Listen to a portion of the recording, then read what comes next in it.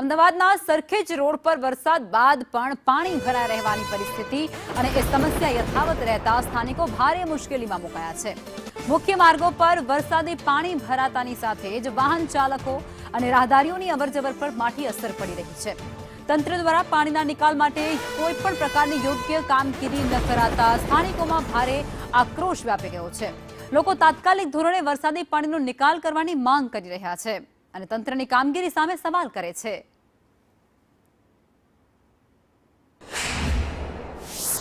અમદાવાદ શહેરમાં વરસાદ બાદ હજી પણ મુખ્ય રોડ ઉપર પાણીનો નિકાલ થયો નથી અને આખરે પ્રશાસન દ્વારા બેરિકેડ અને ડેન્જર ઝોનના બોર્ડ ખાલી લગાવીને બેરિકેડ લગાવી દેવામાં આવે છે કે પછી આવા થાંભલા ઊભા કરી દેવામાં આવે છે કે અહીંયા જીવનું જોખમ છે, કોઈએ જવું નહીં, પરંતુ પાણીનો નિકાલ થતો નથી અને આખરે હેરાન લોકો એ કરવાનો વારો આવે છે। અત્યારે પણ સરખેજ હાઈવે પાસેનો જે રોડ કે જ્યાં હજી અનેક વાહનો પસાર થાય છે, જ્યાં માત્ર પથ્થરા નાખીને કામગીરી કર્યાનો સંતોષ માણવામાં આવી રહ્યો છે। એક તરફ રોડ રસ્તાની કામગીરી, બીજી તરફ વરસાદી પાણીનો નિકાલ નથી થતો અને તેના જ કારણે હેરાન પ્રજા પરેશાન થતી નજરે પડે છે। કેમેરામેન સંદીપ રાઠોડ સાથે દિવ્યા ચૌહાણ, સંદેશ ન્યૂઝ, અમદાવાદ।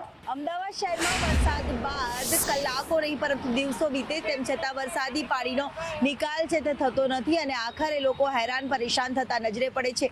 સરખેજ હાઈવેથી રોડ સાણંદ તરફ જવાનો જે માર્ગ છે ત્યાં પણ આ જ પ્રકારનો પાણી ભરાયેલા જોવા મળી રહ્યા છે અને લોકો હાલાકી વેઠતા નજરે પડી રહ્યા છે। ચારે એકોર ઘૂંટણ સુધીના વરસાદી પાણીમાં લોકો પરેશાન થઈ રહ્યા છે। એક તરફ બિસ્માર્ટ રોડ રસ્તાની હાલત ખરાબ હોય છે ત્યારે બીજી તરફ આ જ પ્રકારે વરસાદી પાણીનો નિકાલ નથી થતો, તેને લઈને અનેક વાહન ચાલકોએ હાલાકીનો સામનો કરવાનો વારો આવે છે। જ્યારે વરસાદને લઈને પાણી નથી ઉતરતા તેના કારણે લોકોએ પણ હાલાકી વેઠતા નજરે પડે છે। કેમેરામેન સંદીપ રાઠોડ સાથે દિવ્યા ચૌહાણ, સંદેશ ન્યૂઝ।